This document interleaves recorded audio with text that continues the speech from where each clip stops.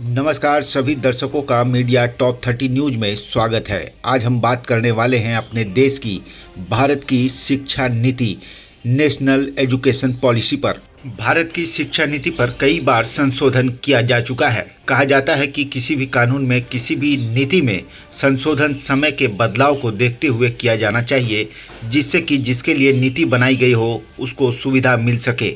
वहीं समय बीतते शिक्षा नीति में बदलाव से विद्यार्थियों को सुविधा नहीं मिल पा रही है।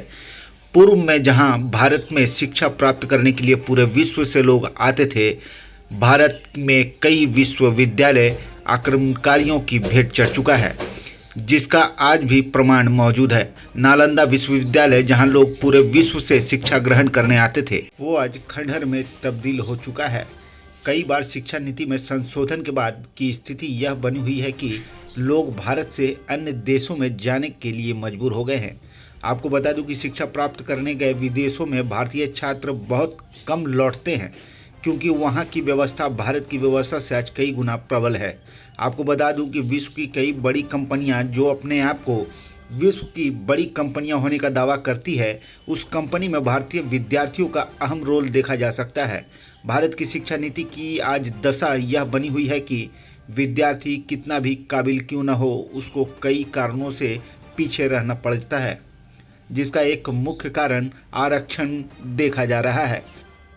जिस कारण भारत के विद्यार्थी यह कहने पर मजबूर हैं कि भारत में डिग्री की कोई वैल्यू नहीं है। शिक्षा, जो कि एक व्यक्ति के लिए, समाज के लिए और देश के लिए सबसे महत्वपूर्ण माना जाता है, जिसके साथ कई बार संशोधन और छेड़छाड़ करने के बाद वर्तमान की स्थिति यह बनी हुई है कि विद्यार्थी भारत की शिक्षा नीति को कोस रहे हैं। अभिभावक इस व्यवस्था से चिंतित हैं। भारत में आज ये स्थिति बनी हुई है कि ऊंचे पदों पर बैठने के लिए विद्यार्थियों का होनहार होना नहीं, बल्कि किसी जाति विशेष का होना जरूरी है। संशोधन से जहां विद्यार्थियों को सुविधा मिलनी चाहिए थी, वहीं संशोधन के कारण शिक्षा नीति और भारत के भविष्य अंधकार में नजर आ रहे हैं, जिस पर केंद्र सरकार को सख्ती से सुधार लाने की पहल करनी चाहिए। अपनी राजनीतिक रोटी सेकने के लिए शिक्षा नीति से खिलवाड़ करने का हक किसी भी राजनीतिक पार्टी को नहीं होना चाहिए। जैसा कि वर्तमान में भारत के प्रधानमंत्री माननीय नरेंद्र मोदी इस समस्या से भली भांति अवगत हैं और शिक्षा प्रणाली को सुधारने का प्रयास लगातार कर रहे हैं, जिसकी धमक 2020 के शिक्षा नीति में महसूस किया जा सकता है। आइए आपको भारत से विदेश जाकर पढ़ाई करने वाले छात्रा, भारत में पढ़ाई करने वाले छात्रा और कुछ अभिभावक से मिलाता हूँ, उनकी राय क्या है, सुने। इंडिया से बाहर हम लोग को ज़्यादा फैसिलिटीज़ मिलता है हायर एजुकेशन के लिए।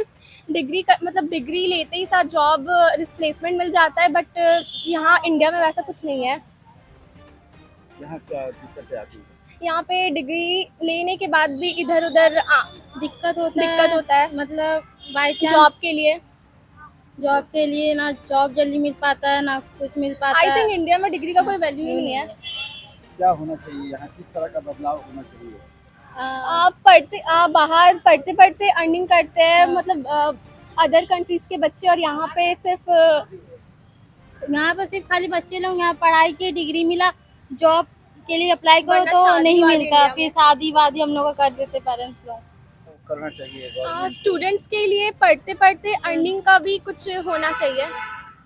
पार्ट टाइम जॉब होना चाहिए, जिससे स्टूडेंट्स को मतलब कोई भी प्रॉब्लम नहीं हो, और मतलब स्टूडेंट्स को स्टडीज को लेकर या फिर जैसे करियर होता है, करियर बेस्ड अगर कुछ भी प्रॉब्लम होता है तो पेरेंट्स लोग जो होते हैं, हम लोग को उन पे डिपेंडेंट रहता है। बच्चे बड़े हो जाते हैं, मतलब स्टैंडर्ड 12 क्रॉस कर जाते हैं या फिर इंटरमीडिएट में रहते हैं, तो उनको मतलब अपने ऊपर डिपेंडेंट होने के लिए थोड़ा सा बस उनको एक ये फैसिलिटी होना चाहिए कि एक पार्ट टाइम जॉब होना चाहिए, प्लस पढ़ाई पे फोकस करना है। और जो हम लोग को जो फैसिलिटीज़ नहीं मिलती है, जिसकी वजह से हम लोग को इंडिया से बाहर जाना पड़ता है फॉरेन में, वो हम लोग को वो फैसिलिटीज़ यहाँ पे मिले, बस वही। कुछ स्टूडेंट्स होते हैं कि पैसे वैसे को लेकर अपना स्टडीज़ भी कंप्लीट नहीं कर पाते हैं।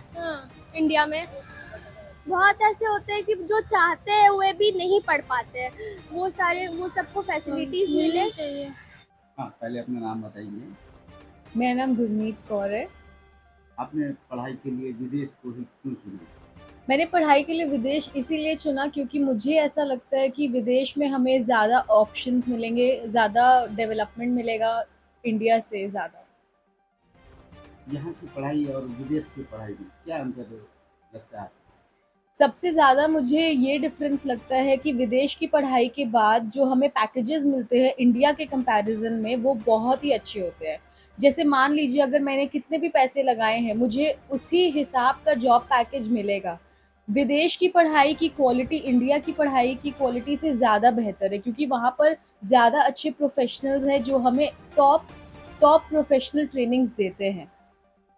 तीसरा और आखिरी मैं ये बोलना चाहूँगी कि वहाँ पर जो सब्जेक्ट ऑप्शंस है, जैसे कि अगर मुझे लिटरेचर पढ़ना है तो मैं उसके साथ म्यूज़िक नहीं पढ़ सकती। जो सब्जेक्ट बैरियर है, जो मुझे इंडिया में मिलता है, वो मुझे विदेश में नहीं मिलता। विदेश की पढ़ाई और यहाँ की पढ़ाई, भारत की पढ़ाई में किस तरह का बदलाव लाना चाहिए सरकार? सबसे पहले तो मुझे ये बोलना है कि जो सब्जेक्ट बैरियर है, जो इंडिया में कि हम एक सब्जेक्ट के साथ दूसरा अनकन्वेंशनल सब्जेक्ट नहीं पढ़ सकते हैं, ये हमें हटाना चाहिए। क्योंकि ये जो है, ये एक इंसान को अपने एक प्रोडक्टिव होने के लिए बहुत ही रोकता है। एक इंसान सिर्फ़ एक ही जगह में सीमित होकर के पढ़ेगा और अगर उसे और आगे बढ़ने का और ऑप्शंस देखने का अगर मौका नहीं मिलेगा, तो वो बहुत ही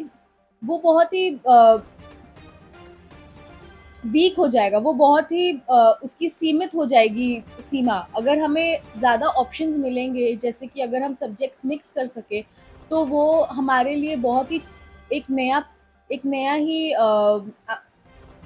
वो इंडिया की ग्रोथ के लिए एक नया पड़ाव लेकर के आएगी। क्या लगता है यहाँ की पढ़ाई और विदेश की पढ़ाई, कौन सी पढ़ाई बेहतर है? मुझे लगता है कि विदेश की पढ़ाई ज़्यादा बेहतर है क्योंकि एक तो मैं जब पढ़ रही हूँ तो मुझे उतने ही घंटों के लिए पढ़ना है जितने की मुझे ज़रूरत है।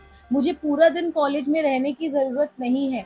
इससे क्या होता है कि मेरा टाइम बचता है, जो टाइम मैं इस्तेमाल कर सकती हूँ अपने काम करने में और वही पैसे मुझे अपनी पढ़ाई में ज़रूरत पड़ेंगे। तो मुझे हर वक़्त अपने माता-पिता से पैसे माँगने की ज़रूरत नहीं रहेगी क्योंकि मैं अब खुद कमा सकती हूँ और मैं पढ़ भी सकती हूँ। देखिए, जहाँ तक बात है स्ट्रीम चुनने की, तो सबसे बड़ा प्रॉब्लम ये होता है कि डे बाय डे जिस तरह से एजुकेशंस में रोज़ नए स्कोप्स आ रहे हैं हर फील्ड से रिलेटेड, तो वो हमें जल्दी से समझ में नहीं आता क्योंकि हमारा एजुकेशन और अभी के एजुकेशन में बहुत डिफरेंसेस है। और दूसरी बात ये है कि हम लोग ये भी देखना चाहते हैं कि हमारा बच्चा किस फील्ड में अच्छा है, तो उस फील्ड से रिलेटेड वो स्ट्रीम आगे जाए और सही चीज़ वो चुन सके जिसमें उसको जॉब से रिलेटेड स्कोप मिल सके।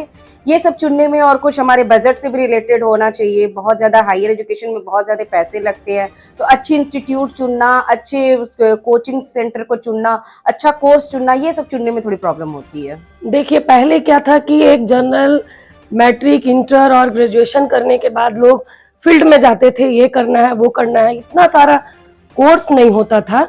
अभी इतना सारा कोर्स है और इतना महंगा है, जो जिनके पास काफ़ी अमाउंट है उन लोगों को प्रॉब्लम नहीं है, लेकिन मिडिल क्लास फैमिली जैसे बच्चे मेडिकल करना चाहें तो एक मिडिल क्लास फैमिली करा ही नहीं पा सकते हैं क्योंकि बच्चा अगर हमारा टैलेंटेड भी है तो भी हम नहीं करा पाएंगे क्योंकि इतना सारा अमाउंट चाहिए। कुछ विदेशों में ऐसा है कि बच्चे का जैसे हायर एजुकेशन स्टार्ट होता है तो आपका उन लोग कुछ अर्न कर पाते हैं, लेकिन हमारे यहाँ इस टाइप का कुछ नहीं है। हाँ, एक चीज है कि हमारे यहाँ लोन है, तो लोन है तो एक कर्ज जो है, हम तो जो कर्ज चुकता करेंगे, जो भी परसेंटेज अमाउंट हम अपने बच्चे पे लगाते हैं, उसके बाद भी मेरा बच्चा ऑलरेडी लोन पे ही जीवन भर रह जाएगा, ये अच्छा नहीं है। हायर एजुकेशन देने में बहुत प्रॉब्लम हो रहा है आजकल। जैसा SC/ST कोटा तो सबको मैक्सिमम SC/ST कोटा ही है। हाँ, तो इसलिए सब कोई आगे चल जा रहा है और पीछे हम लोग जनरल जैसा बच्चा है, उन लोग को पीछे माने चल जा रहा है, आगे नहीं जा पा रहा है। बहुत प्रॉब्लम हो रहा है, आगे जाने में तो बहुत प्रॉब्लम हो रहा है। पढ़ने में जो बच्चे तेज है, हाँ, आगे नहीं जा पा रहा है, तो आगे बहुत प्रॉब्लम हो रहा है। इसलिए तो वो तो इसलिए ट्राई थोड़ा करना चाहिए ये सब, हाँ, आगे जाने के लिए, एक्सपोज करने के लिए थोड़ा ये करने के लिए बहुत प्रॉब्लम हो रहा है। फिर भी ट्राई कर रहा है जितना एज अर्ली एज पॉसिबल, जितना हो सके आगे जाओ, आगे करो, मेहनत करो, कोशिश करो, आगे तो जाएगा ही। ये सब मतलब एजुकेशन के लिए जिसका 2 बच्चा है या 3 बच्चा है, उसके लिए हम लोगों का फैमिली में मतलब मिडिल क्लास फैमिली में बहुत ही सारी दिक्कतें होते हैं। हाँ, बाहर जाने के लिए जहाँ बात है जो बाहर मतलब विदेश जाने के लिए जिसका 2 बच्चा है तो बहुत मुश्किल हो रहा पढ़ाई। हाँ,